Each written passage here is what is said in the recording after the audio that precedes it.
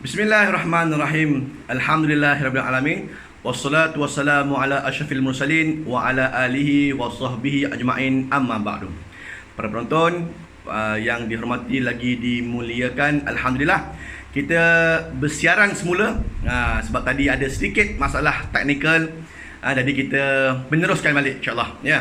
Jadi ramai yang komen tu, lemak hilang pula link kan. Okey, baik. Jadi tak apa, terima kasih pada tuan-tuan yang sentiasa berada di hadapan skrin ni kan, yang nak meneruskan untuk tontonan kursus umrah secara online oleh Andalusia Travel and Tours yang berhad pada pagi yang berbahagia ini. Okey, baik, jadi kita menyambung aja daripada tajuk tadi. Kita masih lagi dalam ruang lingkup perbahasan dan juga perbincangan falsafah dan juga penyucian jiwa sebelum kita menunaikan ibadah umrah ya. Baik, seterusnya kita nak membicarakan juga berkaitan dengan apakah benda-benda yang disebut sebagai sifat-sifat yang mahmudah, sifat-sifat yang dipuji oleh Allah Subhanahu Wa Taala. Yang pertama sekali, kita hendaklah bertaubat nasuha. Taubat nasuha ni apa beza dengan taubat biasa? Kan ada orang pernah dengar taubatan nasuha, zikir. Pernah ada kan zikir taubat nasuha tu? Astaghfirullah Rabbal baraya, Astaghfirullah minal khataya, Rabbi zidni ilman nafi'am wa wafiqni amalan maqbula wa wahab li rizqan wasi'am wa tub alaina taubatan nasuha wa tub alaina taubatan nasuha. Taubat nasuha tu apa sebenarnya kan? Taubat nasuha tu ialah taubat yang kita bersungguh-sungguh memohon keampunan kepada Allah Subhanahu Wa Taala dengan melazimi etika taubat. Apa tu etika taubat? Bila kita ni bertaubat kepada Allah Subhanahu Wa Taala, yang pertama sekali tak cukup hanya di bibir astagfirullah, astagfirullah, tapi jahat buat juga kan. Tak cukup sekadar istighfar, tetapi kita mulakanlah dengan istighfar. Tak cukup dengan istighfar, tapi kita mulakanlah dengan istighfar kita kepada Allah Subhanahu Wa Taala. Yang keduanya, hendaklah kita meninggalkan apa yang telah kita lakukan. Benda-benda tak baik ini kita tinggalkan dia dan jangan ambil dah, jangan buat dah ya. Dan yang ketiga, kita memohon keampunan Allah Subhanahu Wa Taala dengan sepenuh keampunan. Kita mohon kepada Allah Taala dengan sebenar-benar keampunan, nangis-nangis minta ampun pada Allah Taala atas segala dosa kita di zaman-zaman kita muda kan. Zaman-zaman kita lah tuan-tuan, zaman-zaman muda dulu, mungkin zaman-zaman Pok Yeye kan, zaman 60-an kan.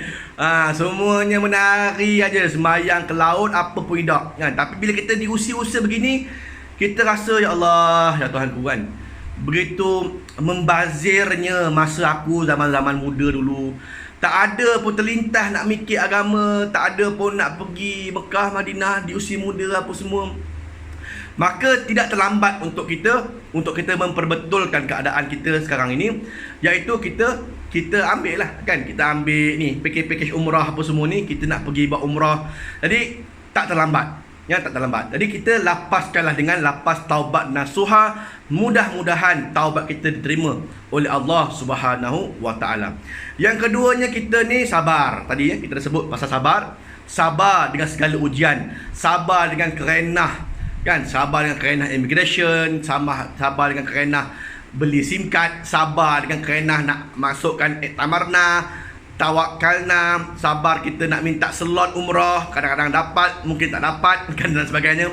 Semua itu kesabaran. Sabarlah ya, sabar. Kemudian syukur kepada Allah Subhanahu Wa Taala kan. Syukur juga adalah sifat mahmudah. Syukurlah kepada Allah Taala bahawa dalam banyak-banyak manusia Allah pilih kita untuk datang ke Baitullah. Dalam banyak-banyak manusia di luar sana, Allah pilih kita antara manusia yang dapat menjejakkan kaki di tanah haram Mekah dan juga Madinah. Dalam banyak-banyak manusia, Allah pilih kita untuk dapat berjumpa dengan kekasih dia Nabi Muhammad SAW di kota Madinah. Jadi kesyukuran itu kena ada lah tuan-tuan, kena ada.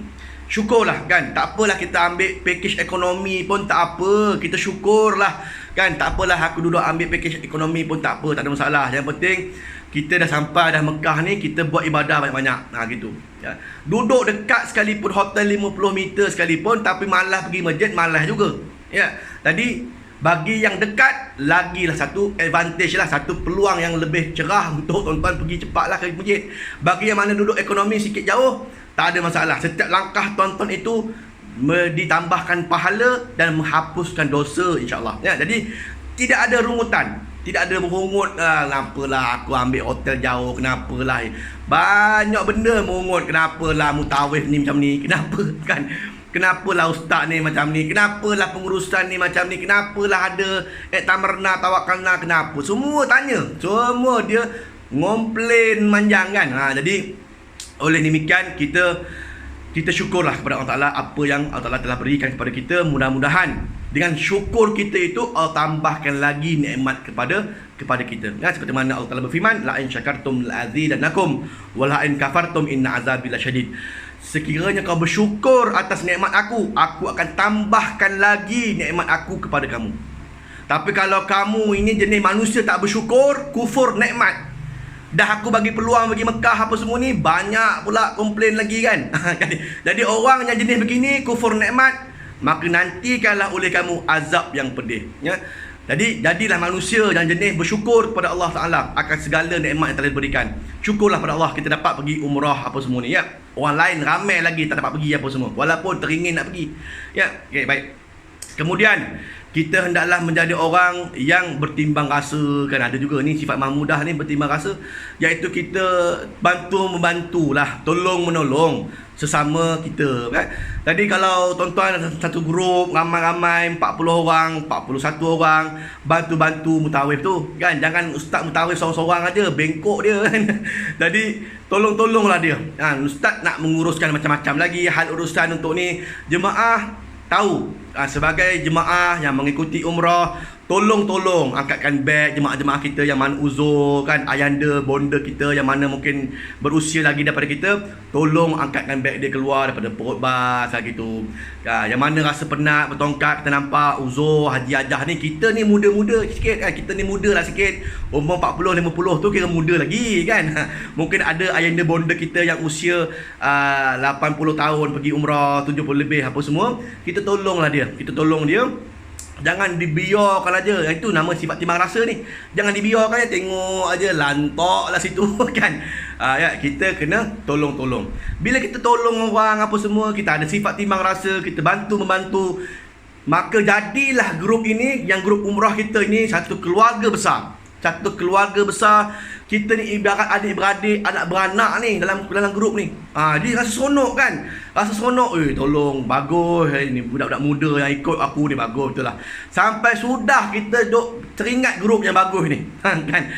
Bagus betul lah. Aku kalau nak pergi umrah, nak dapatkan grup macam tu lah, bagus, semua bagus. Yang muda bagus, menghormati yang tua, bantu. Yang orang lama pula dengan pengalaman, dia mungkin dah pergi umrah bersama Andalusia 5 kali, 6 kali, 10 kali apa semua, siap terangkan lagi kepada yang muda-muda ni apa semua, lepas tawaf ni nak buat apa, kat mana. Dia bercerita. Jadi insyaAllah okey dan jauhilah sifat-sifat yang kita katakan sebagai sifat-sifat yang tercela kan. Sifat-sifat apa yang tercela? Yang pertama sekali melupakan Allah, melupakan Nabi. Walaupun Nabi dah dekat dah dengan kita kan. Nabi SAW dekat dah dengan kita ni. Kita berada di Madinah ni, kita tidur dekat hotel kita tidur kat bilik kita, seolah-olah kita ni dah baring bersama dengan Rasulullah. Kita seolah-olah kita tidur bersama dengan Rasulullah. Kita makan kat dia orang makan, ambil makanan, Nabi dekat aja kan. Seolah-olah kita makan bersama Rasulullah. Punyalah dekat kita dengan Nabi ni. Jadi janganlah kita buat benda-benda yang mungkin boleh merosakkan hubungan kan, baik kita kepada Allah Ta'ala, hubungan baik kita kepada Nabi SAW. Nabi tengok kita ni asyik bergaduh haja, bertelagah haja, marah haja, jenis tak bersyukur apa semua, sedih Nabi tengok kita kan. Jadi oleh demikian Jauhi sifat-sifat mazmum tak dah jadi. Yang seterusnya, jauhilah sifat-sifat pemarah kan. Pemarah ni pun tadilah, semua benda nak marah, itu tak kena, ini tak kena, apa semua.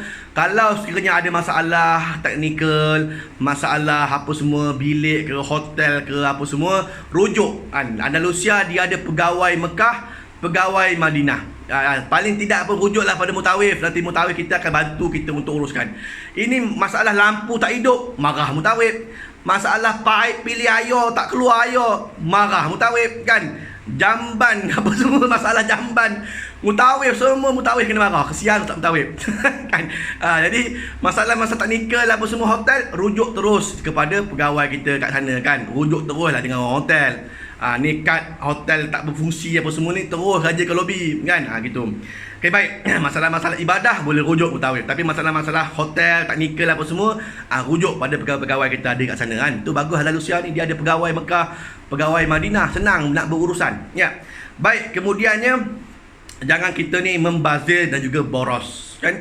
Pergi Mekah tadi saya kata bukannya masa untuk membeli belah kan. Pergi Mekah bukannya masa nak bershopping. Pergi Mekah ni kita nak beribadah kepada Allah Ta'ala. Tak ada tempat lain dalam dunia yang boleh bertawaf ni apa semua ni, melainkan di Baitullah sahaja. Tidak ada tempat lain yang ada jasad Nabi SAW melainkan di bumi Madinah Al-Munawwarah. Gunakanlah masa yang sebaik mungkin untuk kita memperbanyakkan ibadah apa semua, dan janganlah kita membazir, bawa duit banyak-banyak dan kita boros saja. Kemudiannya kita bertelagah kan, kita bergaduh sesama kita, gaduh sesama jemaah, bergaduh apa semua. Ini alhamdulillah selama pengalaman saya 8 tahun bersama dengan Andalusia, tak pernah lagi lah saya melihat jemaah yang saya bawa bertelagah sama sendiri, gaduh dalam bas apa semua, tak ada. Tak pernah berlaku lagi lah. Masing-masing pun rasanya sedar diri bahawa aku adalah tetamu Allah, aku adalah duyufur Rahman, aku ni adalah tetamu kepada Allah Ta'ala di Mekah, tetamu kepada Nabi SAW di Madinah Al-Munawwarah ni. Maka tak adalah bergaduh apa semua, masing-masing pun tahu. Cuma dari sudut yang lain-lain ada juga kan. Dari sudut sikit-sikit marah tu ada kan, apa semua. Jadi itu semua sifat mesti dijauhkan. Kemudiannya mungkin ada juga sifat mazmumah yang kita boleh highlight kat sini, ialah mengumpat dan juga memaki. Ini pun ada juga kan. Apa saja isu-isu yang berlaku di Malaysia, hal ehwal politik, siapa naik, siapa turun, siapa menang, siapa kalah, udah-udahlah kan. Bila pergi Mekah ni tak payahlah kita nak sembang hal-hal dunia kan, hal-hal apa semua ni, politik apa semua kita tinggalkan dululah. Walaupun yang pergi ni mungkin ahli politik kan, Datuk-Datuk, Datuk Seri, Puan Seri apa semua, yang mana pergi umrah bersama Andalusia ni, kita pergi umrah ni kita fokuskan, kita punya fokus 12 hari ni ibadah lah ya. Hal ehwal kerja, hal ehwal dunia kita, apa sahaja kita punya jawatan apa semua, kita hold sekejap, kita tumpukan 12 hari untuk ibadah.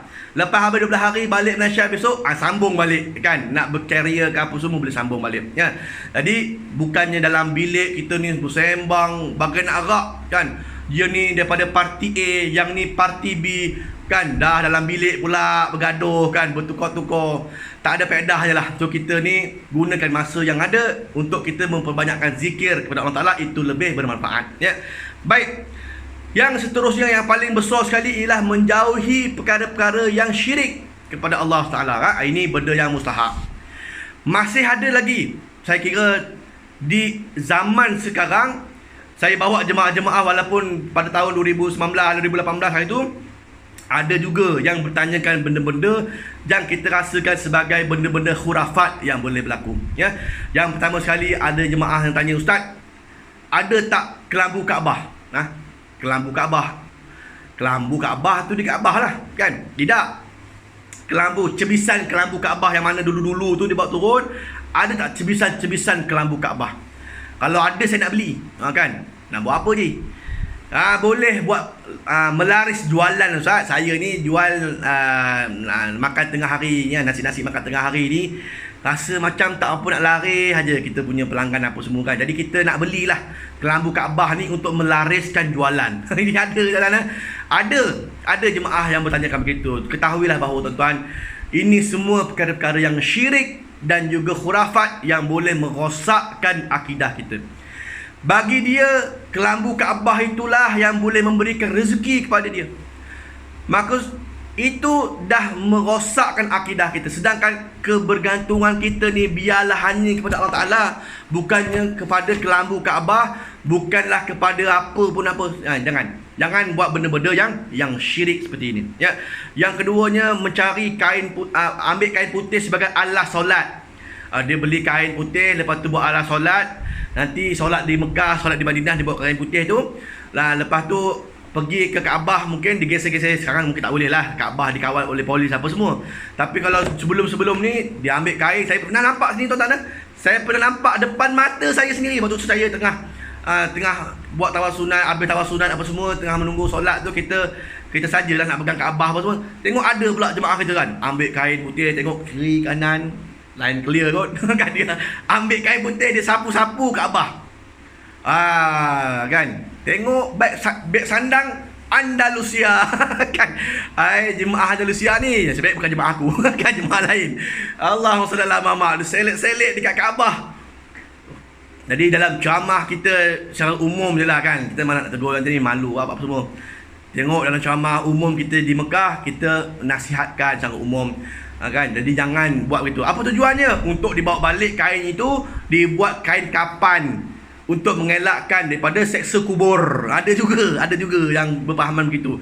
Pun boleh membawa kepada syirik dan juga benda-benda khurafat begini, ya. Yang ketiganya, peluk tiang jin. Ada juga yang mencari. Ustaz, dekat mana ada tiang jin Ustaz? Nak buat apa tiang jin? Saya nak peluk. Kalau peluk tak bersambung kita punya jari, itu panjang umur. Kalau bersambung, pendek umur. Kalau pegang itu peluk, tak kena jari kita ni, maka panjang umur. Kalau rapat, pendek umur. Pula dah kan, tiang jin pula yang menentukan panjang umur pendek umur dia kan. Dia tak ada. Ini semua benda-benda yang mengarut, benda-benda yang khurafat dan juga syirik pada Allah Subhanahu wa taala. Tadi banyaklah, itu antaranya lah yang saya boleh highlightkan lah. Yang paling teruk sekali, yang mungkin ada sebelum pergi umrah, panggil bomoh datang kan, panggil bomoh datang rumah. Apa tujuannya? Untuk mengelakkan perjalanan daripada susah, kan. Jadi macam-macam lah. Jadi oleh demikian, kita sebagai jemaah ibadah umrah, jauhilah perkara-perkara yang syirik dan khurafat ini. Mudah-mudahan Allah Ta'ala memberkati dan juga merahmati kita. Okay, baik. Itu antara contohlah falsafah dan juga penyucian jiwa kita sebelum kita menunaikan ibadah umrah. Kepada tuan-tuan yang sedang menyaksikan tayangan secara live ini, boleh komen di bawah. Nak bertanya soalan ke apa semua, boleh letakkan ruang komen di bawah. InsyaAllah nanti kita akan cuba menjawab satu persatu persoalan tuan-tuan, ya. Okay, baik. Dalam jam yang kedua ni, jam yang pertama dah selesai. Sekarang dah pukul 11 pagi. Kita nak masuk jam yang kedua, iaitu insyaAllah kita nak mula bercerita berkaitan dengan umrah itu sendirilah. Umrah itu sendiri. Jadi sebelum kita nak menunaikan ibadah umrah, kita awali dulu dengan tadi falsafah kita sebelum kita nak pergi ibadah umrah. Adab-adab kita sebelum kita nak pergi umrah apa semua. Mudah-mudahan kita telah sucikan jiwa kita. Nama pun penyucian jiwa di tanah suci kan. Jadi kita nak sucikan dulu jiwa kita di tanah air dulu, barulah kita ke tanah suci. Begitulah, ya. Okey, baik. Umrah ini adalah mengunjungi Baitullahil Haram pada bila-bila masa dalam melaksanakan atau mengerjakan ibadah tertentu menurut syarat-syaratnya. Itulah maksud takrifan ibadah umrah. Tuan-tuan yang nak pergi umrah, kita mengunjungi Baitullah. Yang keduanya, kita boleh pergi buat umrah pada bila-bila masa. Yang ketiganya, kita membuat ibadah-ibadah tertentu seperti mana tawaf, sa'i dan sebagainya, dan menurut syarat-syarat dia. Ada syarat-syarat sah dalam tawaf, syarat-syarat sah dalam sa'i. Jadi itulah dia ibadah umrah. Walaupun begitu, walaupun ibadah umrah boleh dibuat pada bila-bila masa, tapi ada satu masa kita tak boleh buat umrah. Kan? Ni saya simpan soalan ni. Kan? Bila kan? Jadi siapa dapat jawab, boleh tulis kat bawah ni. Bilakah masanya kita tak boleh buat umrah dalam banyak-banyak masa? Kita boleh buat umrah pada bila-bila masa, tapi ada masa yang tak boleh kita buat ibadah umrah. Bilakah masa itu? Maka saya Saya hold dulu soalan itu untuk tonton jawab. Siapa yang boleh jawab, sila jawab di ruangan komen di bawah ya. Nanti kalau tak ada siapa boleh jawab, kita jawabkanlah insya-Allah. Baik. Ya. Baik. Dalam ibadah umrah ni dia ada rukun umrah, dia ada wajib umrah. Rukun, wajib.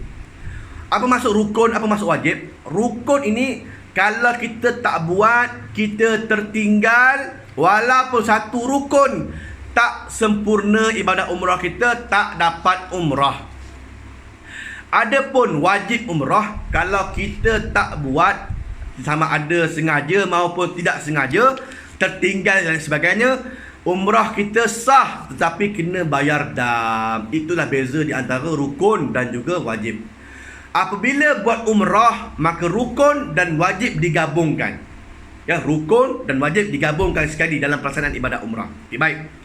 Kita sebutkan secara ringkas dulu satu persatu. Yang pertama sekali, nak buat umrah, mestilah diawali dengan rukun umrah yang pertama, iaitu niat ihram umrah. Kalau tak niat ihram umrah, tak dapat umrah.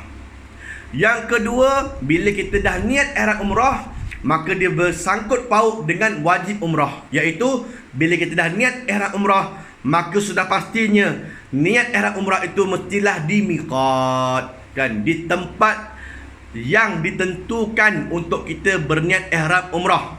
Itu dia miqat. Kalau tuan-tuan masuk daripada sektor Madinah nak menuju ke kota Mekah Al-Mukarramah, maka orang-orang yang berada yang daripada Madinah ini akan berniat miqat daripada Bir Ali. Ya, nanti bas daripada hotel dia akan pergi ke Masjid Bir Ali untuk berniat ihram umrah di Masjid Bir Ali. Adapun yang masuk dahulu ke Mekah terus daripada KLIA, daripada Malaysia menuju ke Mekah, masuk ke Jeddah, landing di Jeddah dan nak masuk ke kota Mekah, maka niat tuan-tuan adalah di atas kapal terbang, nanti di atas udara yang namanya Qarnul Manazil. Ya, Qarnul Manazil, satu tempat di bawah bumi. Kapal terbang sebelum menempuh Qarnul Manazil di bawah bumi ini, sebelum kapal terbang itu menempuh Qarnul Manazil, 30 minit sebelum menempuh Qarnul Manazil, dah boleh pasang niat dah. Ya, niat di miqat maksudnya niat sebelum miqat, bukannya niat di miqat dan selepas miqat, bukan. Yalah tuan-tuan, Qarnul Manazil ni dia kecil aja. Kapal terbang laju 900 km sejam. Agak-agak berapa saat nak melintasi miqat ni?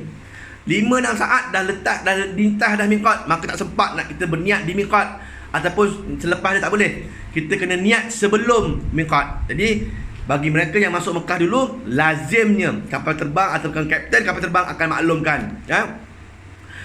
Ladies and gentlemen, this is your captain speaking. After we will arrive at miqat destination after 30 minutes from now. So for those who will enter Mekah, you can recite your niat now. Kan, kurang lebih lah ayat dia kan. Siapa yang nak masuk Mekah dulu, kita akan menempuh miqat lagi 30 minit ke depan. Siapa yang nak masuk Mekah, maka boleh pakai boleh berniat ihram umrah sekarang. 30 minit sebelum sampai ke miqat niat, ya. Baik, yang bila kita dah niat, maka datang pula wajib umrah yang kedua, iaitu bila kita dah niat, maka kita tertakluk dalam larangan-larangan ihram umrah. 13 larangan ihram umrah dah tertakluk ke atas kita. Benda-benda yang dahulunya halal kita buat, jadi haram kita buat seketika dalam tempoh ibadah umrah ini. Sehinggalah selesai nanti kita dah bertahallul, barulah 13 perkara ini boleh kita lakukan balik, ya. Tadi itu dia. Yang seterusnya tawaf, kan, rukun yang kedua adalah tawaf. Tawaf 7 pusingan mengelilingi Baitullah, ya, mengelilingi Baitullah. Habis tawaf 7 pusingan, barulah kita pergi sa'i. 7 kali pergi balik daripada Safa ke Marwah. Safa Marwah 7 kali pergi balik. Habis dah sampai di Marwah, dah selesai dah sa'i, tawaf dah selesai, sa'i pun dah selesai, maka tibalah masanya untuk kita bertahallul, bercukur, bergunting ataupun bercukur botak. Kemudian selesailah ibadah umrah kita, ikutlah tertib rukun tadi tu. Bermula daripada niat ihram umrah, tawaf, sa'i, cukur gunting dan juga tertib pada semua rukun dia. Tak boleh pergi sa'i dulu, tawaf kemudian, tak boleh. Jadi kena ikut tertib susunan yang telah diaturkan. Jadi itulah dia, 5 rukun umrah, 2 wajib umrah. 5 rukun umrah, 2 wajib umrah. Jadi bila sebut umrah, rukun dan wajib digabungkan sekali. Jadi insya-Allah kita akan perincikan satu persatu lepas ni. Sebelum kita berniat ihram umrah, maka tuan-tuan pakailah dahulu pakaian ihram umrah, ya. Kita kalau lelaki kita pakai 2 helai kain ihram. Satu helai di bahagian atas, satu helai di bahagian bawah, dengan syarat-syaratnya apa dia? Dengan syarat dia tidak memakai apa-apa di bahagian dalam. Jangan pakai pula seluar, pakai spender, pakai boxer, tak boleh. Kan? Itu syarat dia. Buka dulu siap-siap. Pakai ke ihram lelaki 2 helai aja. 2 helai itu je lah kain ihram dia. Ada pun wanita boleh pakai yang pakaian sekarang ni pun boleh. Cuma lazim jemaah-jemaah kita ni pakai telekung lah kan. Dia pakai telekung putih apa semua kan. Pakai telekung putih, ada yang pakai telekung hitam, tak ada masalah, boleh bawa lah. Pakailah telekung yang mana sedap. Sebab kita nak bertawaf sa'i ni, nak jalan jauh, kena pakai yang sedap-sedap lah apa semua kan. Jadi boleh pakai, ya. Kemudian pakai ihram lelaki juga hendaklah ada 2 mod. Satu mod pakaian penuh, pakai ihram tutup habis. Satu lagi mod ittiba', membuka bahu di sebelah kanan kita. Ittiba' ini ataupun menunjukkan bahu sebelah kanan kita ni ketika mana kita nak mula tawaf, kan. Walaupun dalam Imam Syafi'i mengatakan bahawa 3 pusingan pertama saja ittiba', lepas tu tutup. Tapi kita mana ada masa kan nak buka tutup. Jadi kita buka lah sampai sudah kan. Habis 7 pusingan kita buka je lah, tak ada masalah kan, ittiba', ya. Kemudian sa'i, boleh tak kita ittiba' juga? Boleh juga, tak ada masalah. Pergilah sa'i, kita pun ittiba' juga pun boleh juga. Sa'i, Safa Marwah pun ittiba' juga. Jadi ada 2 mod. Cuma kadang-kadang bila kita tengah tawaf, mungkin menempuh waktu solat. Bila waktu solat, maka sunat untuk kita tutup balik bahu kita, pakai penuh balik kan, pakai penuh. Bila sembahyang tutup. Bila tawaf sa'i buka ittiba'. Gitu. Jadi siap-siaplah daripada hotel. Boleh sebelum hotel Mekah tu, sebelum turun nak pergi ke Masjidil Haram, nak pergi buat tawaf sa'i, dah ittiba' siap-siaplah daripada bilik hotel pun boleh. Standby, ya. Tapi bukanlah daripada Madinah ittiba' kan. Ini tuan-tuan masuk daripada Madinah ke Mekah, lagi 6 jam nak menempuh Madinah ke Mekah, ittiba' siap-siap dalam bas. Kan tak payah. Dalam bas kita tutup habislah dulu kan. Ittiba' bila kita nak mula tawaf, nanti kan barulah kita ittiba' di bilik hotel di Mekah. Bukannya dalam bas kan, ataupun dalam bilik hotel di Madinah kan, dah ittiba' awal dah. Ittiba' di bilik hotel di Mekah sahaja. Kita mulakan kat situlah. Ya, baik. Kemudian bagi lelaki mesti pakai slipper yang menampakkan kelima-lima jari dia. Pakai slipper Jepun lah, senang kita kata kan. Pakai slipper Jepun, nampak jari kelima-lima dan juga nampak tumit kan, nampak tumit di bahagian belakang kan. Satu jari pun tak boleh tutup dalam muzakarah haji perkara kebangsaan. Tutup satu jari pun dikenakan dam. Oleh demikian mesti menampakkan 5 jari. Slipper Jepun tu kan nampak semua jari. Macam-macam jenama ada kat luar ni kan. Vipernya, curi dosanya apa. Ada satu slipper namanya curi dosa. Jenama slipper tu curi dosa. Siapa curi dosa kan. Itu pun bagus kan, pakai dia slipper tu getah, sedap pakai. Ya, okay, baik. Kemudian sebelum kita berniat ihram umrah, maka sunat untuk kita lakukan beberapa perkara amalan sunat sebelum kita berniat ihram umrah. Yang pertama sekali, sunat untuk kita ni mengerat kuku. Pendek-pendekkan kuku kita ni, potong kuku ni sunat sebelum kita berniat ihram umrah. Merapikan janggut kan, misai, jambang kalau ada kan, rapikan, bukan clear kan, bukan, rapi trim lah sikit apa semua bagi nampak kemas, ya. Kemudian sunat untuk menegakkan bulu ketiak, bulu ari-ari dan juga sebagainya. Segala bulu-bulu berbulu yang ada di bawah tepi kiri kanan kita ni, kita boleh nipis-nipiskan. Nipis-nipiskan. Kalau ketiak apa semua tu clearkan lah kan. Gitu apa semua kan. Kemudian mandi sunat ihram. Boleh tak kita kalau kita di daripada orang yang Madinah nak ke Mekah, kita mandi sunat ihram di bilik hotel lah. Kita mandi sunat di bilik hotel kita. Kita siap-siap kat situ. Janganlah mandi sunat ihram dekat Bir Ali kan. Allahuakbar kan. Ini kita memang tak sarankan jemaah mandi sunat di Bir Ali. Leceh. Yang pertama sekali, air kadang-kadang tak ada. Yang keduanya, ramai pula dengan jemaah lain apa semua ni. Sekarang ni kita ni masih lagi pasca Covid, kita nak jaga jarak apa semua. Jadi mandi ihram siap-siap di hotel di Madinah, ya. Bukannya di bilik air. Bilik air dekat Bir Ali, Masjid Bir Ali tu nanti untuk kita ambil wuduk ajalah, nak solat sunat ihram aja, ya. Kemudian ambil wuduk, memakai minyak rambut, akan sunat sebelum niat ihram. Dah niat ihram tak boleh pakai minyak rambut dah. Sebelum niat ihram boleh, ya. Memakai ihram berwarna putih itu sunat, kan? Dan juga solat sunat ihram. Ini solat sunat ihram kita akan lakukan di Masjid Bir Ali nanti, ya. Bagi mereka yang akan masuk sektor Mekah dahulu, maka solat sunat ihram tu di mana?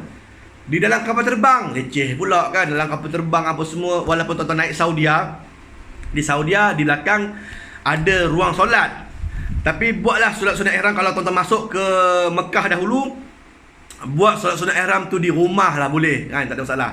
Solat sunat ihram tu di rumah lagi. Selepas mandi solat sunat ihram di rumah, kan, pakai kain ihram apa semua, solat sunat ihram 2 rakaat, barulah pergi ke KLIA, kan, gitu.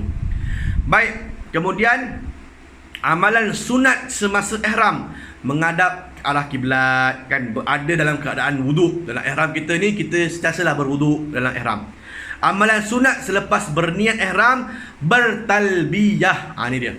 Orang yang mana dah lepas niat ihram, maka lelaki disunatkan untuk menguatkan bacaan labbaik Allahumma labbaik, labbaik la syarika lak labbaik, innal hamda wan ni'mata laka wal mulk la syarika lak. Kuatkan suara. Nanti dalam bas on the way daripada Madinah ke Mekah tu dengan mutawib sama kan. Labbaik Allahumma labbaik, jemaah labbaik Allahumma labbaik, labbaik la syarika lak labbaik, jemaah labbaik la, kan, bersaut-saut dengan mutawib, kan.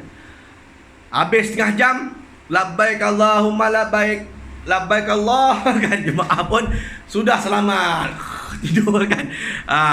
Mutawif pun janganlah melama bertalbiyah tu, setengah jam sudahlah, kan. Lepas tu bagilah peluang jemaah nak rehat. Ini sampai ke Mekah ustaz mutawif 4 jam bertalbiyah, kan. Ya, jadi biasanya setengah jam aja, kan, mutawif talbiyah setengah jam aja. Lepas setengah jam, kita akan ceritakan balik apa saja, memperingatkan balik jemaah dengan larangan ihram apa semua sekejap, lepas tu rehatlah, kan, tak ada masalah. Ya. Baik, kemudian dah siap semua dengan sunat-sunat ihram apa semua tadi ni, bermulalah untuk kita berniat ihram umrah, ya.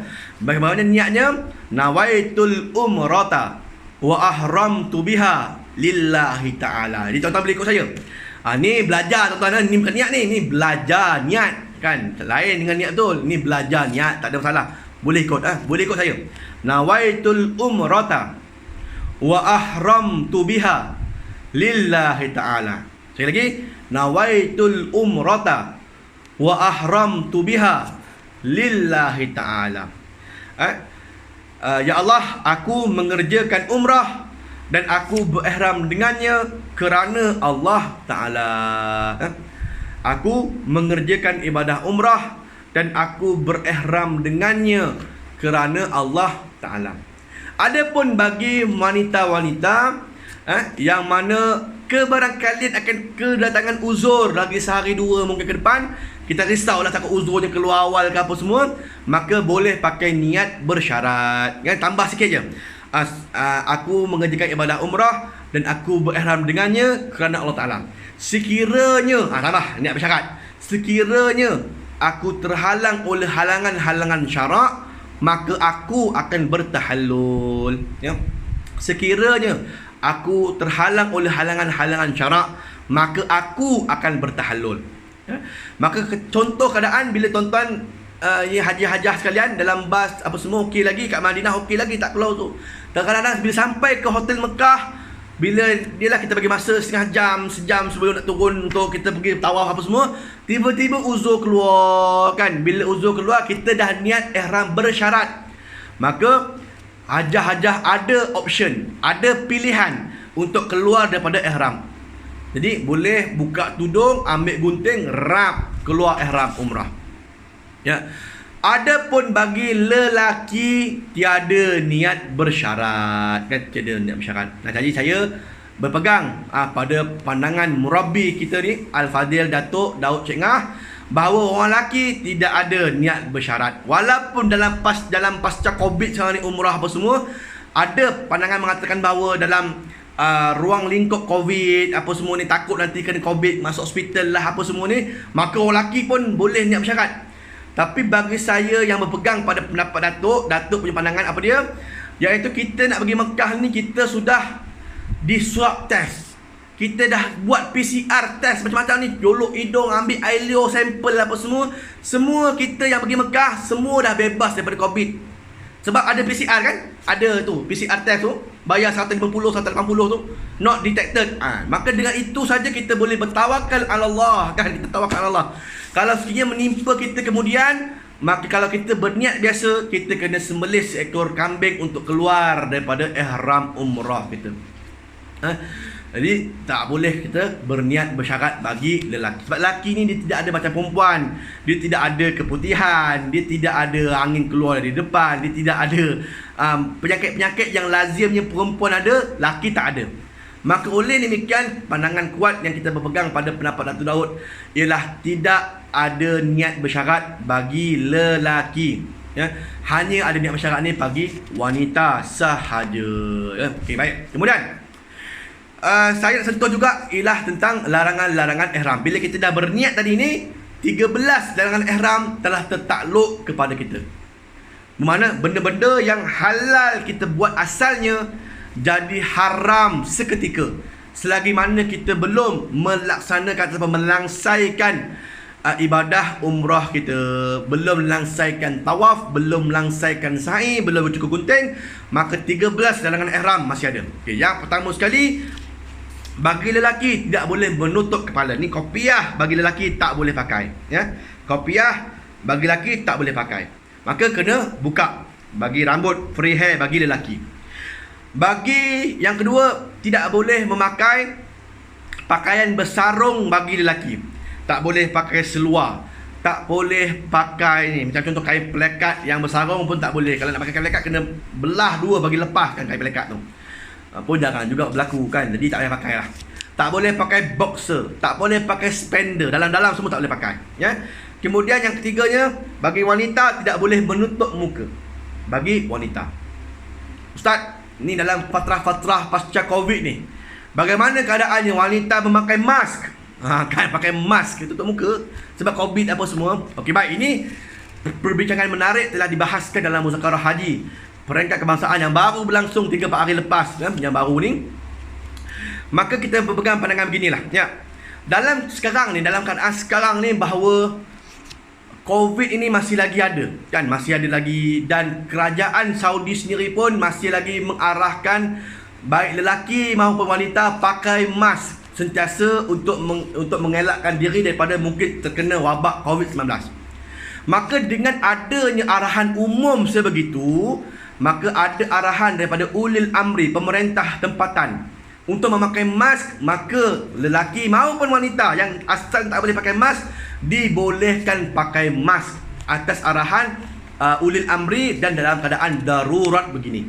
Walaupun dalam keadaan darurat, memang ada arahan di Saudi sekarang ni, di tempat awam tak payah pakai mask, di tempat tertutup pakai mask.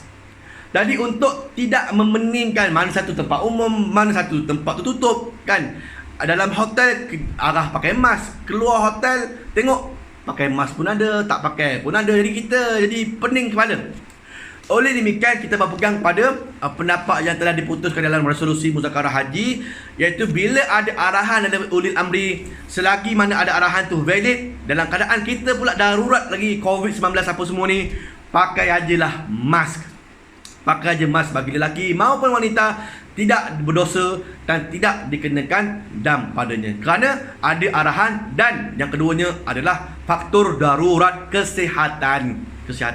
Maka pakai mask tidak berdosa dan juga tidak dikenakan dam padanya. Okey. Baik, yang keempat, memakai sarung tangan bagi wanita, yang tidak boleh. Yang kelima, pakai bau-bauan, minyak wangi tak boleh. Pakai minyak wangi ni lepas ihram ni. Pakai minyak wangi sebelum ihram boleh. Bahkan sunat, sebab Nabi buat. Nabi kita ke mana dalam pakai ihram apa semua, datang Sayyidah Aisyah radhiyallahu anha, dia meletakkan minyak wangi di kain ihram Nabi. Tapi Nabi belum lagi berniat ihram, maka boleh. Tapi bila dah niat ihram umrah, maka tak boleh lagi pakai minyak wangi. Dan bagi mereka yang dah ada minyak wangi pada kain ihram dia tu, tidak boleh buka kain ihram. Buka kain ihram, letak, kita pun mandi apa semua, pakai balik kain ihram yang ada minyak wangi, kena dam. Oleh demikian pada jemaah, ni cerita dia. Pada jemaah yang mungkin ada membasuh kain ihram, telekung ke apa semua dengan softener, pakai softlan lah apa semua ni, maka kena basuh semula dengan pencuci je, basuh dengan pencuci tak apa. Tapi kalau kan ada hari ni ada pencuci, lepas tu ada softener kan, bagi pelembut apa semua tu, bagi tuan-tuan yang belum basuh kain ihram lagi, basuh dengan pencuci biasa saja, Dynamo ke top ke apa semua, dah lepas tu keringkan. Tak payah softener-softenerkan dia. Itu dikira sebagai pewangi juga, bagi wangi kain ihram apa semua.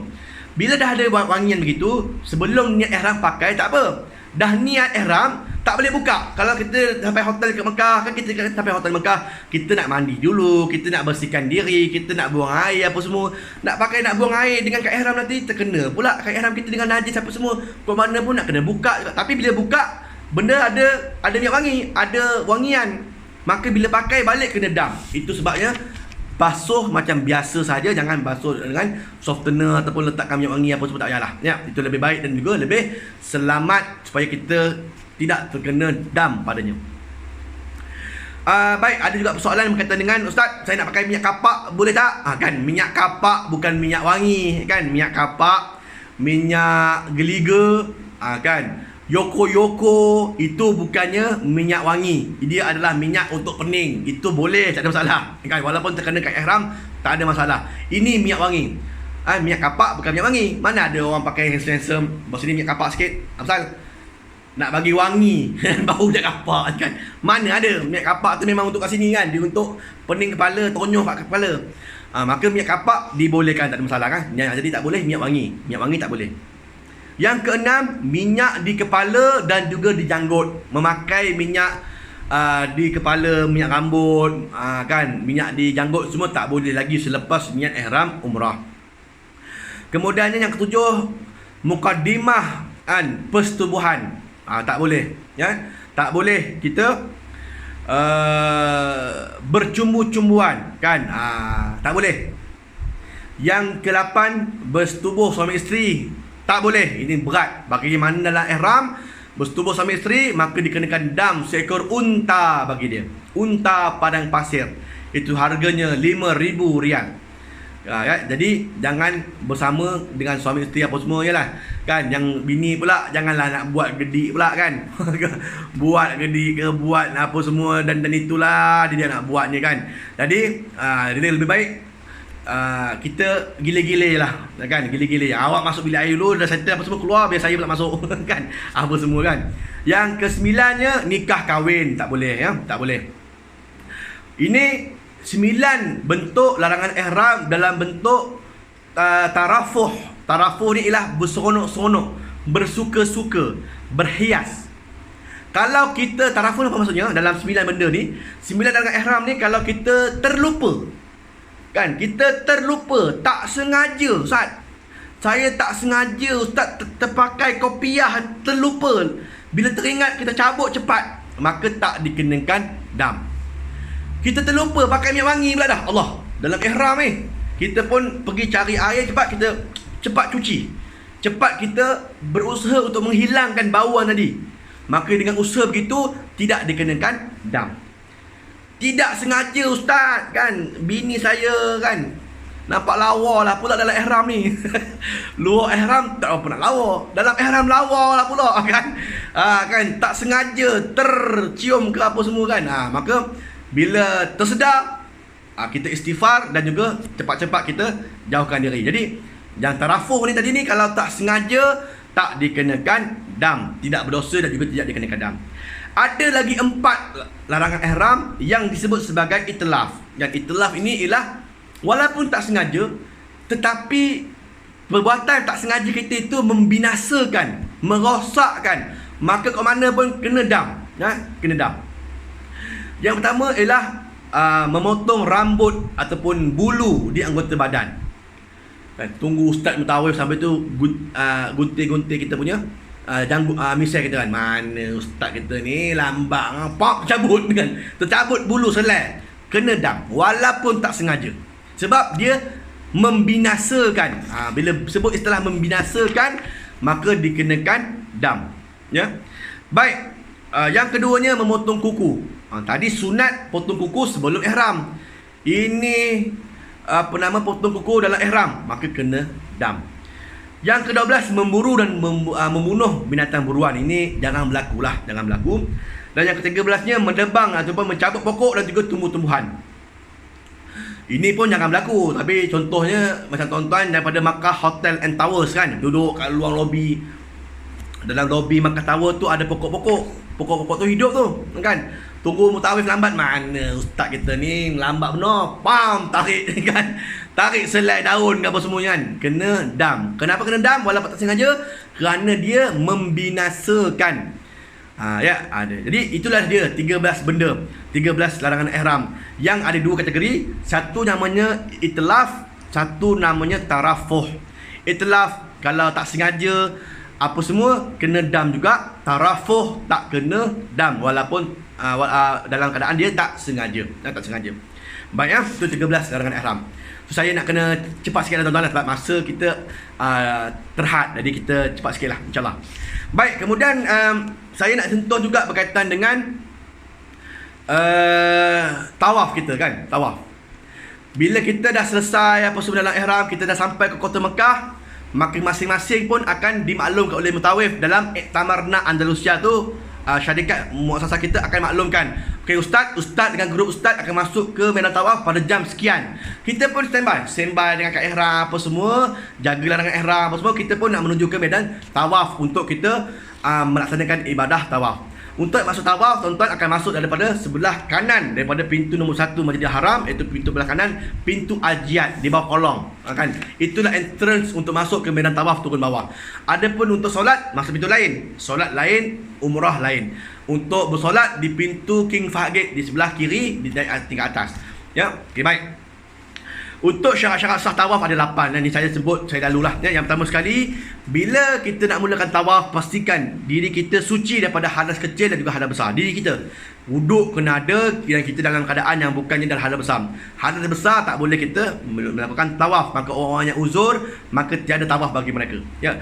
Baik, yang kedua sekali adalah suci badan, pakaian di tempat tawaf kita daripada najis ya. Maka pastikan kita punya kain ihram suci. Kan tengok kain ihram kita tidak ada kena najis kan. Nak mulakan tawaf ni, cek jemaah, cek yang jemaah depan, jemaah tepi, cek jemaah kiri kanan ni kan. Tengok tengok saya punya belakang ni ada tak. Khususnya yang mana wanita lah, wanita kain pakai terkung, kain belah bawah tu dekat kaki tu. Ada saya nampak kadang-kadang jemaah wanita kita ni kain itu terseret ke jalan raya kan, terseret jalan raya. Padahal jalan raya kita ni penuh dengan tai burung kan, najis dan sebagainya. Pastikan kita kena alter lah sikit. Tuan-tuan beli telekung ke beli kain untuk jubah pergi buat tawaf apa semua ni, alter sikit belah bawah tu biar dia terangkat sikit. Separah dengan buku lali kita okey lah kan. Jangan terseret apa semua. Ini peringatan lah bagi wanita ya, bagi wanita. Baik, kemudian seterusnya yang ketiga, menutup aurat dengan sempurna. Ya, ini kena pastikan bahawa kita menutup aurat dengan betul. Tengok tak ada nampak pusat. Ni kadang-kadang kat ihram dalam bawah kita ni di bawah pusat kita kan. Maka bahaya. Untuk lelaki itu dikira sebagai aurat, kena pakai ihram di atas pusat kita. Ya.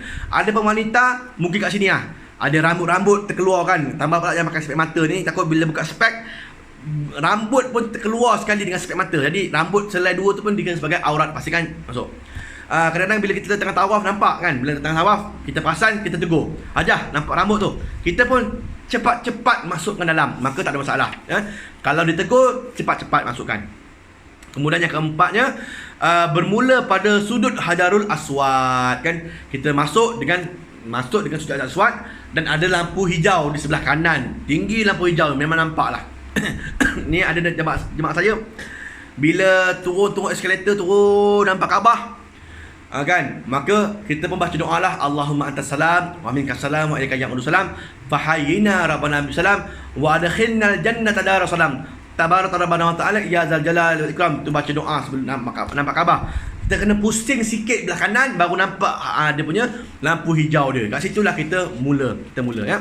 Baik, kemudian yang kelima, menjadikan Baitullah di sebelah kiri dan kita berjalan ke hadapan, jalan terus ke depan. Kaabah sebelah kiri, dan jangan kita paling-palingkan kita punya bau kita. Kalau terlanggar, kita cepat-cepat kita betulkan balik posisi kita punya bau kita mengirikan Kaabah. Kalau terlanggar contohnya, kita cepat-cepat kembali untuk kita betulkan balik posisi bau kita. Seterusnya yang keenam, dilakukan dalam Masjidil Haram dan di luar Hijr Ismail dan sebagainya. Memang sekarang ni Hijr Ismail pun tutup, tak boleh pergi. Cuma kita kena buat tawaf itu di ruangan Masjidil Haram. Ini dengan cerita ruangan atas pun dah boleh dibuka untuk bertawaf. Alhamdulillah, lagi besarlah peluang untuk kita bertawaf apa semua. Lepas ni tuan-tuan kena mohon kan. Kalau tak boleh mohon tawaf di bawah, kenalah tawaf di atas kan. Tawaf di atas ni kurang lebih 1 kali pusingan atas, 3 kali pusingan bawah. Dia punya besar dia. Tapi yelah kan, ikutlah. Kita sedaya upaya, kita cubalah turun ke medan tawaf kan. Gitu. Ya. Kesian jemaah-jemaah kita yang mana uzur apa semua nak tawaf di atas tu jauh tuan-tuan kan. 3 kali pusingan bawah. Ibarat macam kalau kita tawaf di atas, boleh buat umrah, boleh buat tawaf sunat tu 3 kali lah kat bawah kan gitu. Jadi kat mana pun kita cuba turun di medan tawaf. Tapi kalau tak mampu, memang ke di atas jugalah kat mana pun ya. Tapi ada dah cara sekarang ni, boleh mohon di aplikasi Tabarnak untuk mohon tawaf di tingkat 1 ya. Baik, kemudian yang ketujuh, mengekalkan niat tawaf. Kita mesti kekalkan niat kita berpusing. Kita pusing Kaabah ini dengan niat tawaf. Bukannya niat untuk berselfie ni sambil-sambil tawaf, sambil-sambil pegang handphone, rakam apa semua, batal tawaf kita. Sambil-sambil tawaf, sambil-sambil rakam, tak boleh ya. So kita kena kekalkan niat kita. Bila kita pusing tawaf, satu niat aja, nak beribadah kepada Allah SWT, bertawaf kepada Allah Taala. Itu je. Bukannya nak bertawaf, bukannya nak berselfie, bukannya nak berakam masuk YouTube dan sebagainya ya. Baik, yang ke-8 ialah cukup 7 pusingan dengan yakin. Pusingan pertama, pusingan kedua, 7 pusingan dengan yakin. Adapun pusingan kita tu berturut-turut, itu sunat aja. Kan, lepas 1, 2, lepas 2, 3, lepas 3, 4, 5, 6, 7, 8, 7. Itu 7 pusingan berturut-turut, itu sunat. Tetapi kalau kita dapat berturut-turut, dapat pahala sunat lah. Tapi kalau kita katalah pusingan kedua, ketiga, kita nak rehat kejap, boleh rehat, tak ada masalah. Habis rehat, pusingan keempat sambung balik semula, boleh. Maka itulah dia syarat-syarat sah bagi tawaf kan. Kalau bagi mereka yang daimul hadas, tambahan syarat yang ke-8, iaitulah syarat yang ke-9, iaitulah kena berturut-turut. Jadi kalau daimul hadas, berturut-turut tu jadi wajib. Adapun yang bukan daimul hadas, berturut-turut itu tidak wajib bagi mereka. Okey, baik. Seterusnya kita habis tawaf, kita pergi melakukan ibadah sa'i ya. Saya sebab nak ambil masa cepat sikit ni, jadi kita tak sebutlah sunat-sunat, banyak benda nak cerita. Cuma kita kesetukan masa, so kita terus saja ke tajuk seterusnya, iaitu ke sa'i. Habis tawaf, kita boleh buat solat-solat tawaf. Lepas tu kita terus saja menuju ke tempat sa'i, iaitu di Bukit Safa, untuk kita memulakan ibadah sa'i kita. Maka syarat sah sa'i yang pertama sekali dilakukan selepas tawaf umrah ya. Lepas tawaf umrah, lepas tawaf umrah maka ada sa'i. Sebab itulah tawaf sunat tak ada sa'i kan. Ada yang buat sa'i sunat belakang, tak ada sa'i sunat ya. Tawaf sunat ada, sa'i sunat tak ada. Maka syarat sah yang sa'i yang pertama adalah dilakukan selepas tawaf umrah. Yang keduanya bermula daripada Bukit Safa dan berakhir di Bukit Marwah. Maka satu laluan itu satu hala. Safa, Marwah 1, Marwah, Safa 2, 3, 4, 5, 6, 7. Maka mula Safa habis di Marwah. Mula Safa habis di Marwah. Maka satu hala tu jaraknya kurang lebih 420 meter. Kalilah 7, itulah kurang lebih kilometer yang tuan-tuan kena jalan lah kan. Dekat 3 kilometer kena berjalan kaki untuk habiskan sa'i ni. Yang ketiganya cukup 7 kali walalik Safa Marwah tadi ni dengan yakin. Yang keempatnya hendaklah sampai di tempat Bukit Safa ni. Bukit Safa tu ditandai dengan satu tandaan. Di Bukit Safa tu ada Bidayatul Safa. start here kan. Safa start here kan. Dia tulis gitu dalam bahasa Inggeris ada, dalam bahasa Arab ada. Bermakna di situlah mulanya untuk kita melaksanakan ibadah sa'i. Dan pastikan sampai balik di bawah di selepas tanda itu. Bermakna kita dah sampai dah betul-betul di bukitnya. Jangan belum sampai lagi dah U-turn dah pergi ke Marwah pula. Tak sah kita punya sa'i. Pastikan naik bukit dah confirm sampai, turun balik kan. Pergi pula ke Marwah, naik bukit Marwah, dah sampai atas, turun balik. Itulah seterusnya ya. Kemudian yang kelima, hendaklah sa'i di Baitul Wadi, iaitu tempat yang dimaklumkan, iaitu di laluan Safa Marwah itulah. Dan yang keenamnya, mengekalkan niat sa'i. Sama juga tadi, jangan nak berselfie-selfie, nak merakam-rakam ke apa semua. Nak rakam ke nak apa ke, selepas itulah dah habis cukup gunting apa semua, selfie lah situ, tak ada masalah. Ni pun dah ada larangan selfie kan. Maka tuan-tuan berhati-hati lah. Ada larangan kan, dah keluar lah kenyataan larangan berselfie di Masjidil Haram apa semua. Takut bila kita terus ambil selfie, datang polis, dia rampas handphone kita kan. Jadi pastikan tuan-tuan pastikan ikutlah peraturan apa semua. Okey, baik. Habis saja selesai sa'i, maka tibalah masa untuk kita bertahallul, iaitu bercukur juga bergunting. Kita guntingkan dulu kita punya rambut, barulah kita bantu orang untuk gunting apa semua ya. Kemudian bagi mereka yang nak mendapat pahala 2 doa Nabi, maka tak payah gunting, tak payah apa.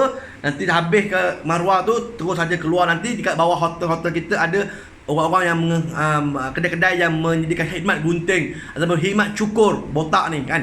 Cukur botak ada, kalau di Safwah tu, di tingkat atas tu lah, di tingkat lobi Safwah tu ada kedai barbershop.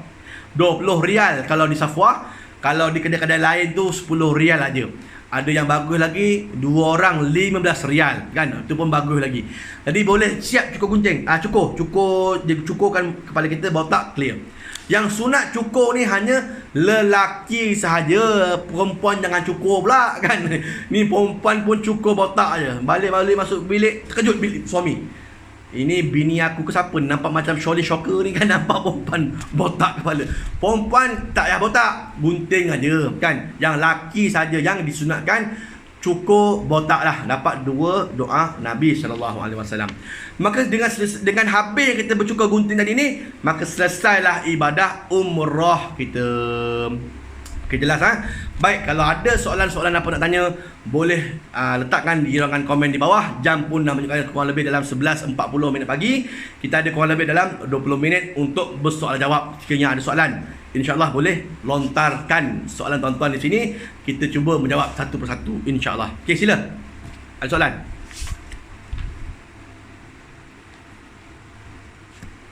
Okey, baik. Daripada Norliza Alif. Assalamualaikum Ustaz. Waalaikumsalam warahmatullahi. Boleh ke download Iktamarna dengan Tawakkalna dari Malaysia dan ada tak arahan dari bahasa Melayu? Sebab bahasa Arab tak pandai. Okey, baik. Yang pertama sekali, boleh download Iktamarna Tawakkalna di Malaysia. Tak ada masalah. Boleh download siap-siap. Cuma tak payah nak isi apa-apa. Isi nanti ketika mana di Mekah ataupun di Madinah setelah kita beli SIM card. Ya. Kemudian untuk bahasa pula, dia ada 2 bahasa saja, Arab dengan bahasa Inggeris. Kan bahasa Melayu tak ada. Kan tak ada bahasa Melayu. Maka kita boleh gunakan bahasa Inggeris lah sebagai bahasa perantaraan untuk kita minta ataupun booking slot tadi tu dengan bahasa Inggeris boleh kan. Day 1, day 2 ada kan gitu.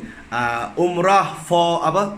Raudah for men, Raudah for women, umrah apa nama? Visit mosque, visit Prophet Muhammad sallallahu alaihi wasallam. Dia ada dalam bahasa Inggeris. Maka boleh digunakanlah bahasa Inggeris tadi tu. Bahasa Melayu tak ada. Bahasa Inggeris boleh. Ya. Okey, baik. Maka itu tadi menjawab soalan daripada Hajah Nurliza Alif. Ya. Baik, soalan yang kedua. Assalamualaikum Ustaz. Waalaikumsalam warahmatullahi. Kalau kita tawaf 7 pusingan, baca apa? Okey, baik. Bila kita bertawaf ni, yang pertama sekali Kak Sah, bila kita bertawaf, perlu tak kita baca? Maka tak perlu baca apa-apa pun, tak apa. Sah tawaf kita. Tawaf tak perlu baca apa-apa. Sa'i tak perlu baca apa-apa. Diam aja pun sah kita punya tawaf, kita punya sa'i dengan syarat berjalan. Jalan itu dia punya syarat dia. Tapi baca itu tak wajib. Baik. Tapi kita selangilah bacaan kita itu sebab kita tengah bertawaf ini dengan bacaan-bacaan. dan juga permohonan doa kepada Allah. Baik, apa yang kita nak baca? Yang pertama sekali, mohonlah dua benda ni. Ni kalau saya lah tuan-tuan, kita ada dua benda. Yang pertama sekali, kita akan mohon kepada Allah Ta'ala, ya Allah, redakanlah aku ini sebagai hamba-Mu. Kan, minta keredaan Allah. Biar Allah Ta'ala reda kita ni sebagai hamba Dia. Kan, bila Allah reda kita sebagai hamba Dia, Allah ampunkan dosa kita dan Allah masukkan kita dalam syurga. Dan yang kedua, mintalah syurga Firdaus. Ini dua benda paling common. Kita tak tahu nak minta apa, dua benda ni mintalah pada Allah.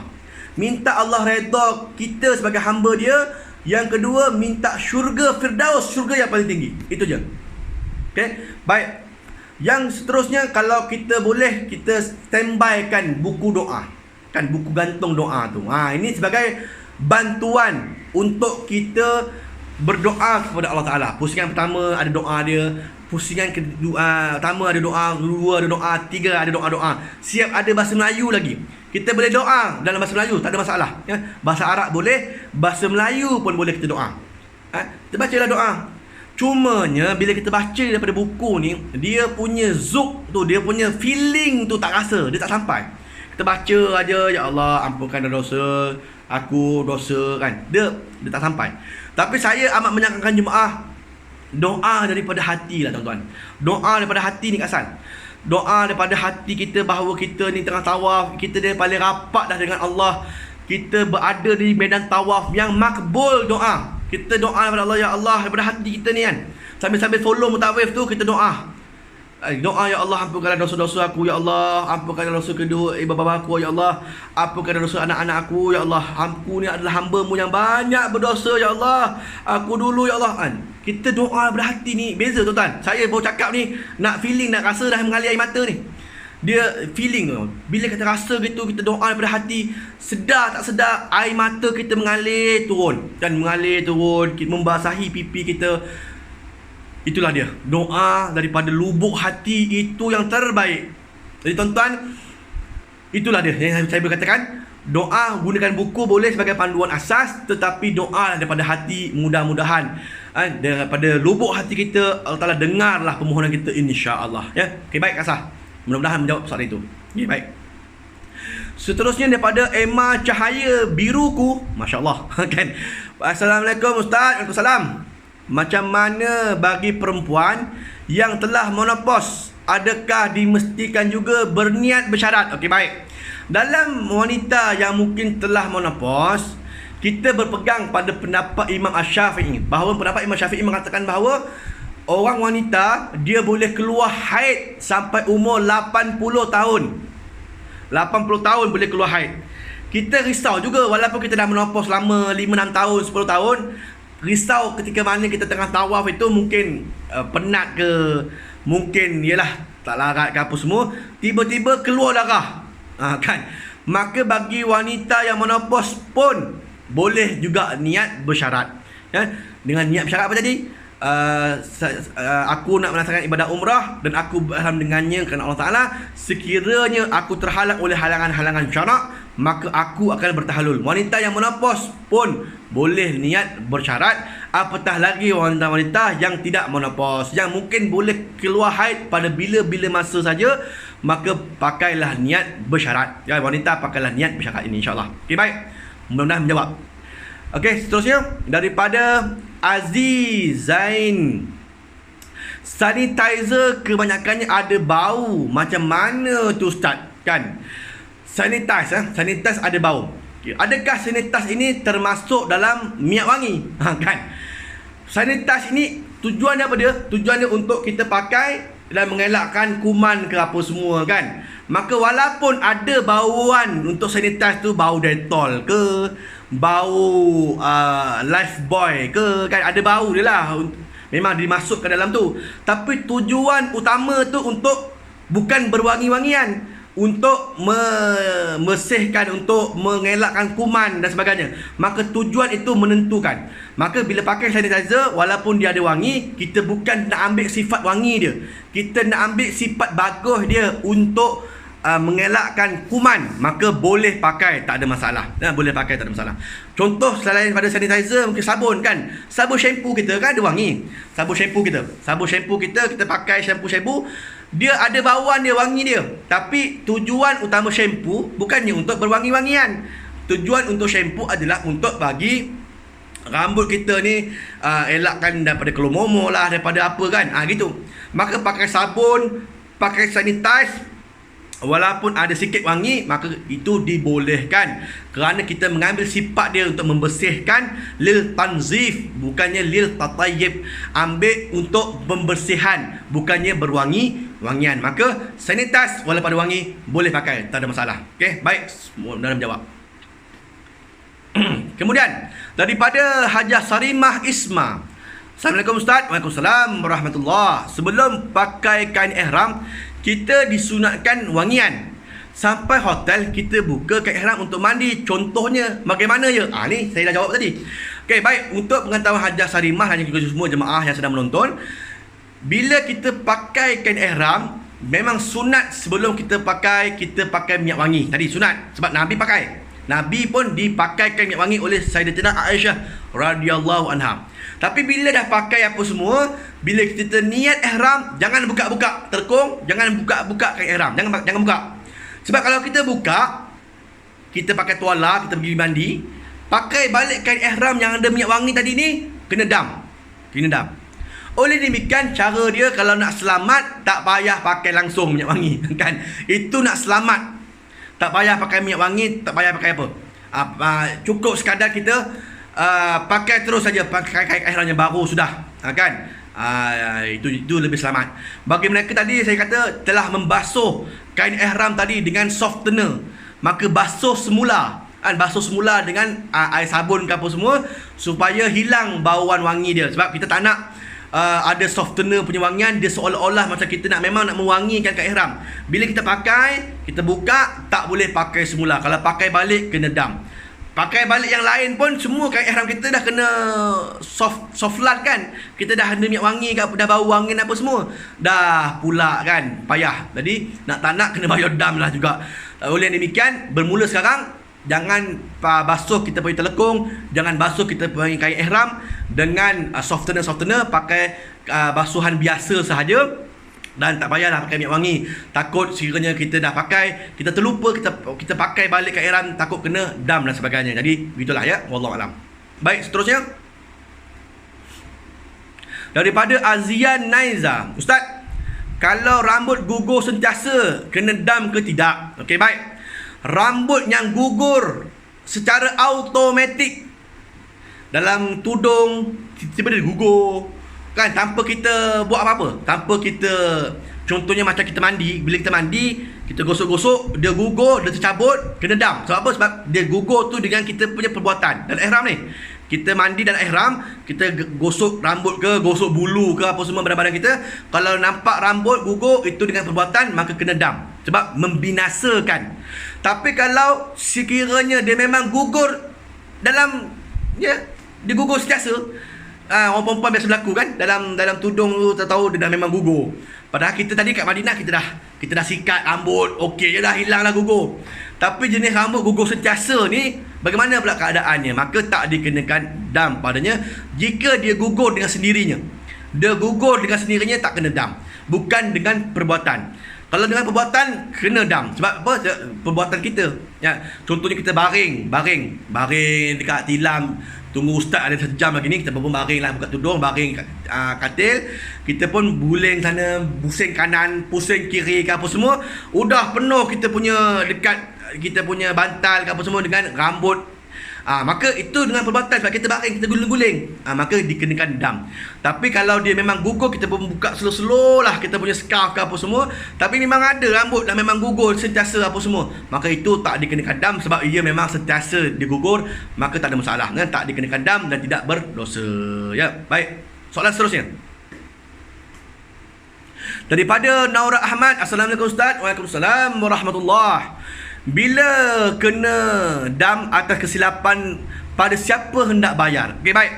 Untuk dam, jika sekiranya tuan-tuan muskil, ada kemuskilan dia lah kan, rasa macam tadi rambut gugur sebab kita garu ke apa, contohlah kan, kita gugur ke apa semua, maka terus saja rujuk pada mutawif masing-masing. Rujuk aja pada mutawif masing-masing, insya-Allah ustaz mutawif kita boleh clarify, dia boleh verify kan, ini kena dam ke tak kena dam, ini itlaf ke tarafuh, ini dengan sengaja ke ataupun tak sengaja, ini membinasakan ke ataupun termasuk dalam tarafuh, tidak dengan sengaja. Jadi verify dulu dengan mutawif ke apa semua, insya-Allah nanti dia boleh tentukan. Ya. Dan kemudian kalau kena bayar dam, macam satu helai rambut kena bayar RM5, 2 rambut RM10, 3 helai ke atas kan kena bayar sedekah kurang lebih dalam 6 fakir miskin dengan nilai makan apa semua, dengan 2 cupak apa semua, maka boleh serujuk saja pada mutawif, insya-Allah untuk bagi sedekah apa semua. Ataupun kalau tuan-tuan memang tahulah tadi kan, satu helai RM5, 2 helai RM10, 3 helai ke atas RM60 apa semua, tuan-tuan boleh cari je mana-mana fakir miskin dan juga boleh bagi sendiri, tak ada masalah. Yang mana minta sedekah, yang kat luar-luar tu minta fakir miskin yang minta makan tu, kita boleh bagi sumbangan pada mereka. Kalau tak nak pening, jumpa aja mutawif akan bantu untuk pengurusan dam tadi ni, ya, insya-Allah. Baik sama ada dam bayar gitu ataupun dam kambing ke apa semua, insya-Allah mutawif kita boleh membantu para jemaah, insya-Allah, ya. Okey, baik, wallahu a'lam. Soalan seterusnya. Daripada Cahayaku Nur Ajirah, bulu mata jatuh kena dam tak ustaz? Kan, bulu mata ni termasuk kalau sekiranya kalau kita pun gosok-gosok mata gitu-gitu kan, mata gitu-gitu kan, kita tengok ada pula satu helai bulu mata dekat tangan, tuan-tuan kena dam tak kena dam, walaupun tak sengaja, itu dikira sebagai itlaf, iaitu gugur rambut itu, bulu itu tadi dengan perbuatan, walaupun tak sengaja kena dam kerana dengan perbuatan. Tapi kalau kita tak sengaja, kita ialah kebil kan, kita kan ialah benda mata ni bukannya boleh dikontrol oleh deria kita, dia memang automatik kan. Maka kalau setakat itu aja tak kena dam. Kalau kita mata gitu apa semua, tahu-tahu dah ada dah bulu mata dekat pipi, selai apa semua, tak bila jatuh pun kita tak tahu, maka itu tak dikenakan dam. Melainkan dengan perbuatan tadi, kita gosok mata tadi, memang nampak tercabut 2-3 helai bulu, maka dikenakan dam padanya, ya. Baik, wallahu alam. Seterusnya daripada Tuan Haji Khalil Hussein, Assalamualaikum Ustaz. Waalaikumsalam warahmatullahi. Perempuan sekurang-kurangnya berapa helai rambut kena gunting masa tahallul? Okey, baik. Untuk wanita sekurang-kurangnya 3 helai rambut mesti dibinasakan. 3 helai, ya. Habis sampai di maruah saja 3 helai.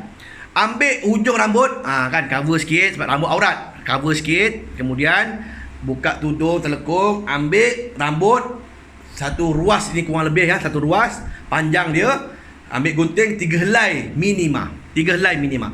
Kalau rasa tak ada gunting, ambil 3 helai, tarik 3 helai, binasakan 3 helai, tarik, cabut pun boleh juga, ya.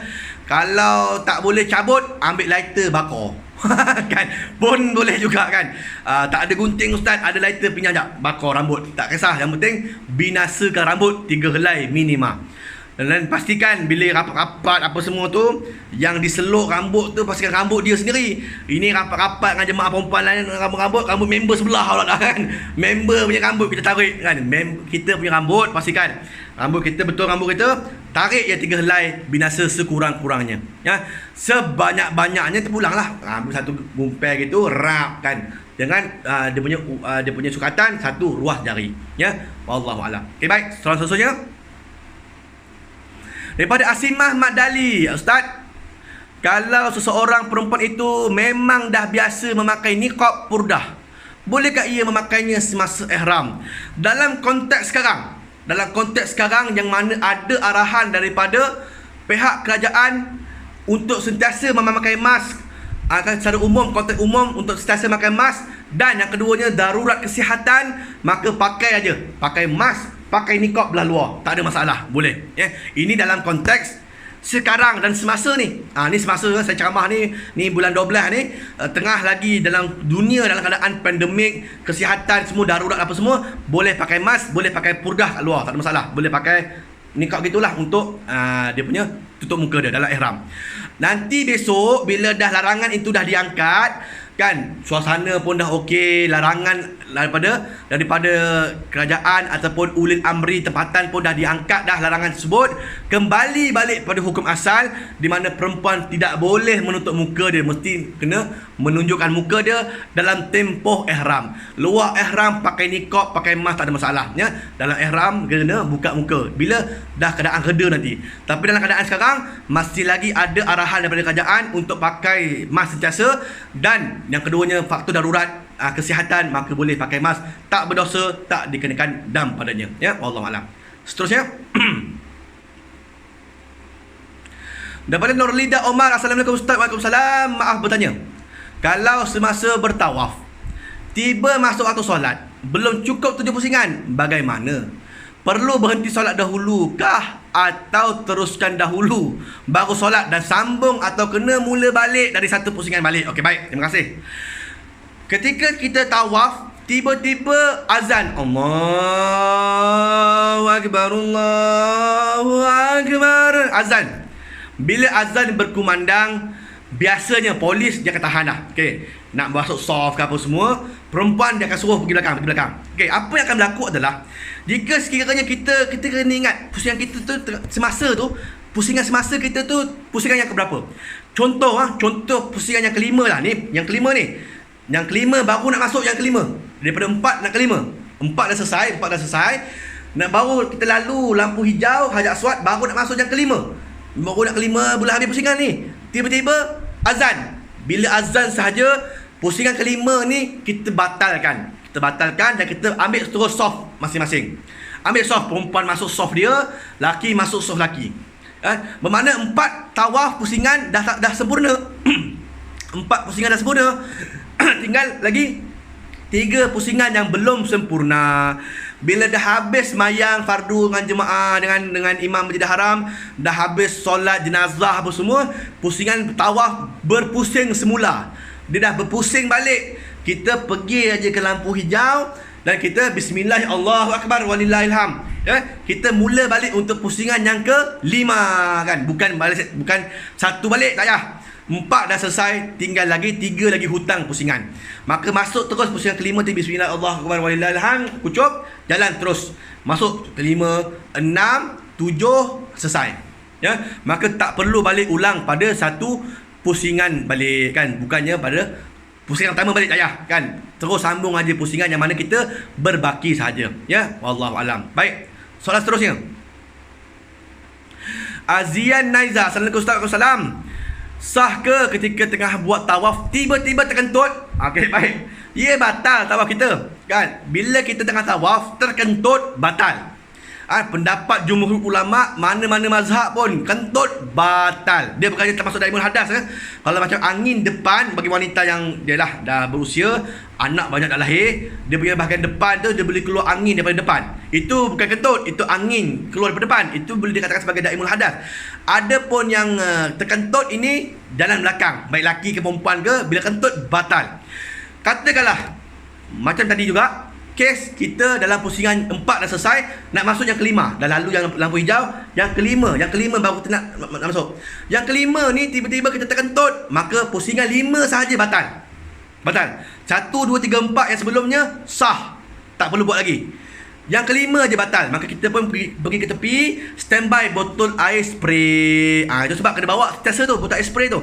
Bawa botol air spray, kita ambil sudut-sudut mana-mana, kita tutup. Kalau perempuan jaga aurat apa semua kan, spray, botol air spray wuduk je kan, muka, tangan, kanan kiri, rambut, kaki apa semua, spray sempurna. Masuk balik lampu hijau untuk mulakan balik pusingan yang ke-5 tadi tu kan. Yang 5 batal kan, yang kelima balik kita teruskan balik. 5, 6, 7 selesai. Maka boleh dibuat. Maka sebab itulah jemaah, kita sarankan bawa botol air spray siap-siap, isi air penuh sebelum kita turun ke medan tawaf. Sebab kalau terkentut apa semua, kita nak keluar balik dengan permit apa semua, sekarang nak masuk balik takut tak boleh masuk. Lepas tu pula dengan ramai orang dan sebagainya, sekurang-kurangnya dengan botol air spray kita bawa, kita boleh berwuduk untuk emergency. Ya, okey, baik ya. Baik, wallahu alam. Seterusnya. Baik, sampai di hotel ni Ani Kosnan, sampai di hotel sebelum melaksanakan umrah, kita mandi dulu di hotel. Bolehkah Bolehkah? Baik untuk lelaki maupun untuk perempuan, mohon penjelasan. Boleh, tak ada masalah kan? Boleh kita bersihkan diri. Al-maklumlah perjalanan dekat 6 jam daripada Madinah ke Mekah.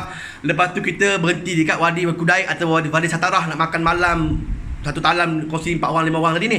Lepas tu kita pun dah berbau apa semua. Kita sampai di hotel, kita bagi masa. Bagi kunci dalam bas, bagi kunci dalam bas. Kita pun naik bilik apa semua, ambil beg tarik masuk dalam bilik. Kita bagi masa kurang lebih dalam 1 jam lah. 1 jam untuk jemaah bersedia untuk bersihkan diri, ambil uduk baru, nak mandi ke mandilah situ apa semua. Tapi pastikan dia punya larangan ihram kita jaga kan. Jangan seronok sangat mandi, gosok-gosok ya lah kita dalam ihram ni kan. Nanti gosok-gosok takut gugur-gugur apa semua, kena dam kat situ. Maka bersihkan diri yang yang seadanya lah cukup kan. Lak apa yang patut kan. Dah ambil wuduk siap-siap, terus tunggu Ustaz Mentawif di lobi. Tapi cerita dia boleh mandi, boleh bersihkan diri di bilik. Kita bagi masa. Tak ada masalah ya, sebelum kita turun ke medan tawaf ya. Baik, seterusnya. Daripada Abdullah Jaafar, Assalamualaikum Ustaz. Boleh tak kita pakai pampers kertas jenis lekap orang tua, bukan jenis bercantum ataupun berjahit semasa dalam ihram?